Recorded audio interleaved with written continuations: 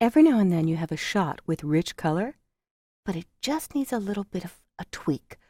A different shade of green, a richer shade of blue, a brighter red. This is when Camera Raw's selective color can come to your rescue. I'm going to open this green door image, and I'll make my standard corrections. Feel free to adjust your values where you see fit. I always go to exposure, then blacks, a little clarity, go a little darker with this one. Experiment with your shadows and highlights, and I always check myself. Before, after. Subtle moves. Before, after. That vibrance made all the difference. But I want a bit of a different tone. So across the top of the Camera Raw dialog, here where you have your basic settings, I'm going to choose HSL or grayscale. HSL stands for hue, saturation, and luminance. And it can take individual colors and move them in different directions. So where I see the greens here, I could move towards a more yellow green, before, after, kind of a lime green, or to the opposite end of the spectrum, a more cyan green, before, after. I like it a little on the blue side. I could also test aquas. Some of the greens may track as aqua, and now I'm getting a real forest green shade, which is ultimately what I saw when I took this shot. But it's still a little too bright. So if I go to luminance, I can take the greens darker and the aquas darker.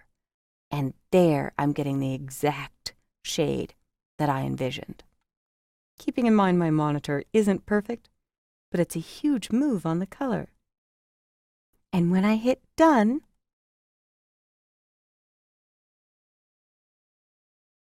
JPEG that was pre-processed by the camera, here's my intended result, or the goal for the movement of this color. Let's try it with a different shade. Red is always a perfect one to be able to move the color to the exact shade of red you envision. And this is really more of an orangish family of red. I'll make my standard adjustments.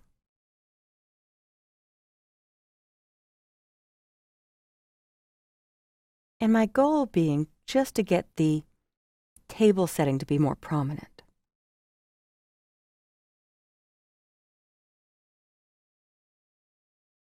There we go. Now HSL, hue, saturation, and luminance. I rarely use saturation, but if you have a prominent color that is weak, you can boost the ink or the overall saturation, the richness of the color. But I start with hue, and this would class as red or orange, so I'll start with moving the reds. Now it's truly orange.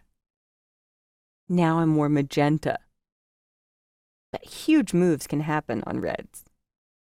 Actually in a lot of colors, but red is one of the easiest to move.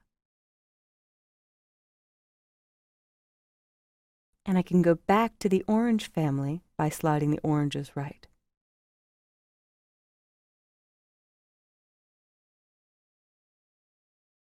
And you'll notice in the yellows, all of the background is really picked up.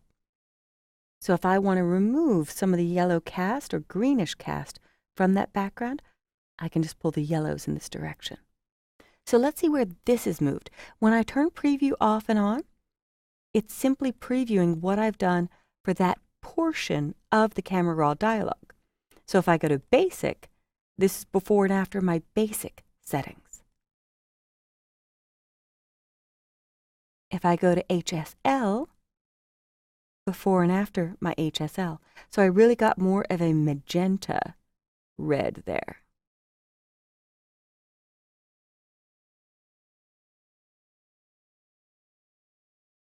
All right, I'm getting closer. Saturation I'll show you, but I rarely move this far unless it's a weak color. So you may have one that looked strong when you took the photo, but in seeing the actual result, it wasn't boosted enough or rich enough compared to the original scene. So you could see moving it very far one direction or the other, and I actually kind of liked it a little bit washed out in this scene. So it depends on the intent of the photo. I've really muted everything by pulling out the saturation of the reds. But I'm going to leave it richer because our goal is to boost the color. Not too far or it gets really artificial looking, especially here where the red is picking up a huge magenta cast. Too far.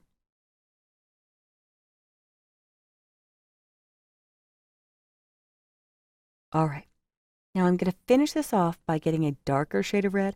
I love the movement that luminance, the overall brightness or darkness of a color, will give you. That's the red I'm looking for. And my magentas are a little too rich, so I'll pull those down just a bit.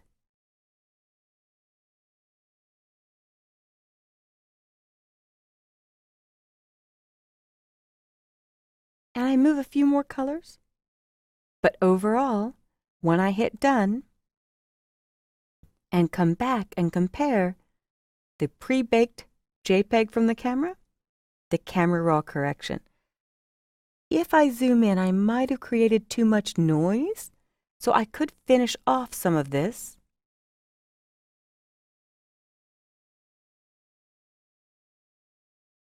And there is noise reduction that I could do. So I'm going to add a few more settings, and I'll go back to Detail. Detail will let me remove noise that I've added in my correcting, or noise that may be there because you had an ISO setting that was too high. There we go. Much smoother result by reducing the luminance, the overall dark and light noise, but I can add back a little detail and contrast. So if I turn preview off and on, before, after, before, after. And I zoom down with Command minus, before, after. I'll hit done, come back to bridge. It will refresh the preview. I'll close the loop window. And there we have it. Before and after correction. Orange table, rich red table. Green door, rich forest green door. Get the color you want by doing selective color correction using Adobe Camera Raw.